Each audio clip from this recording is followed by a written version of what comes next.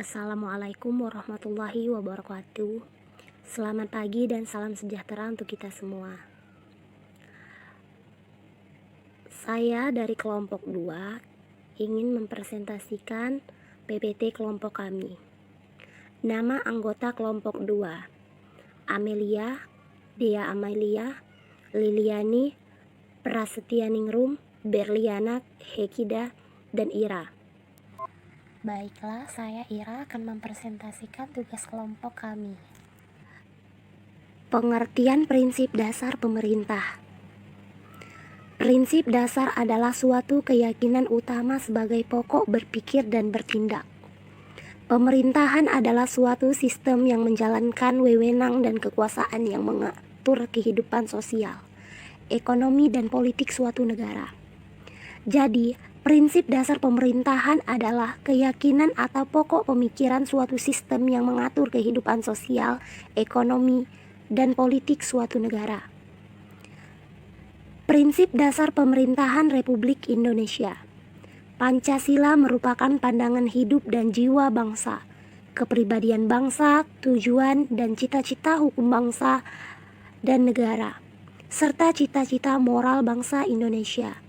Dasar negara mempunyai kedudukan yang pasti dalam penyelenggaraan pemerintahan negara Indonesia. Beberapa prinsip dasar sistem pemerintahan Indonesia yang terdapat di Undang-Undang Dasar 1945, yaitu diantaranya: 1. Negara yang berdasar atas hukum. 2.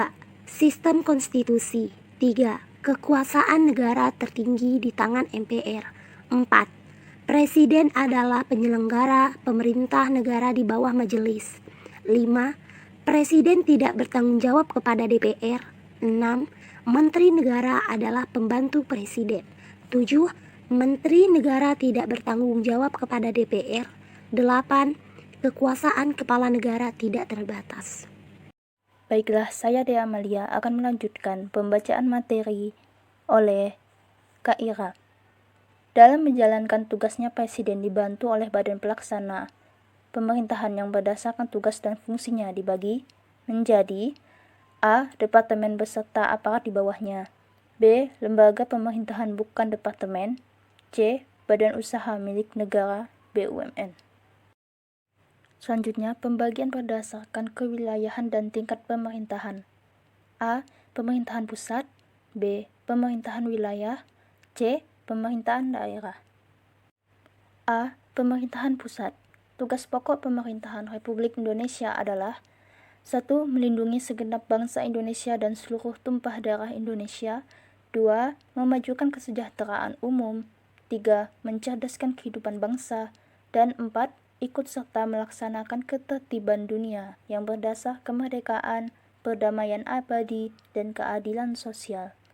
Baiklah, materi selanjutnya akan dibacakan oleh Berliana Hekida. Saya Berliana Hekida akan melanjutkan presentasi dari Kak Dea. B. Pemerintah wilayah atau provinsi daerah, khusus ibu kota atau daerah istimewa kabupaten, kota madya, kota administratif, kecamatan, desa, atau kelurahan. Yang pertama, wilayah dibentuk berdasarkan asas dekonsentrasi, sebuah kegiatan penyelenggaraan berbagai urusan dari pemerintah pusat kepada badan-badan lainnya. Yang kedua, wilayah-wilayah disusun secara vertikal dan merupakan lingkungan kerja perangkat pemerintah umum di daerah. Yang ketiga, urusan pemerintah umum meliputi bidang. Yang keempat, ketentraman dan ketertiban.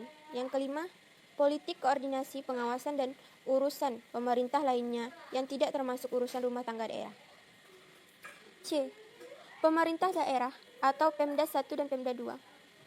Daerah dibentuk berdasarkan asas desentralisasi atau penyelenggaraan kewenangan dan dari pemerintah pusat kepada pemerintah daerah. Yang selanjutnya disebut daerah otonomi.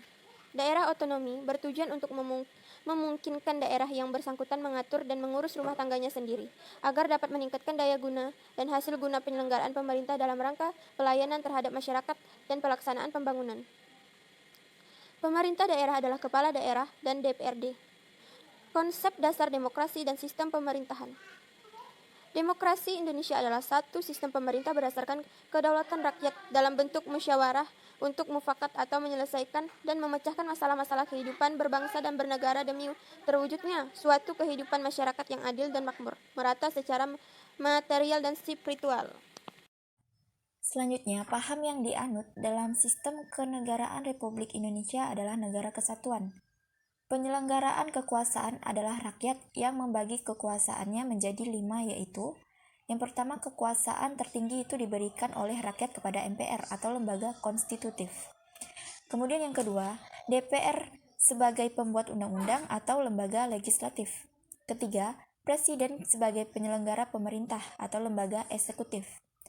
Yang keempat, Mahkamah Agung sebagai lembaga peradilan dan penguji undang-undang atau lembaga yudikatif. Kemudian yang kelima, Badan Pemeriksa Keuangan sebagai lembaga yang mengaudit keuangan negara atau lembaga auditatif. Dalam sistem otonomi daerah di Negara Kesatuan Republik Indonesia, penyelenggaraan pemerintah didasarkan atas luasnya wilayah dan asas kewilayahannya, yaitu daerah merupakan daerahnya pusat dan pusat merupakan pusatnya daerah. Dati pertama pembagian administratif di Indonesia di bawah tingkat nasional.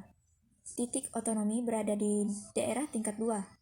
Dati 2 dapat berupa kabupaten Dati 2 atau kota madya Dati 2, kecuali urusan luar negeri, moneter, pertahanan, dan keamanan.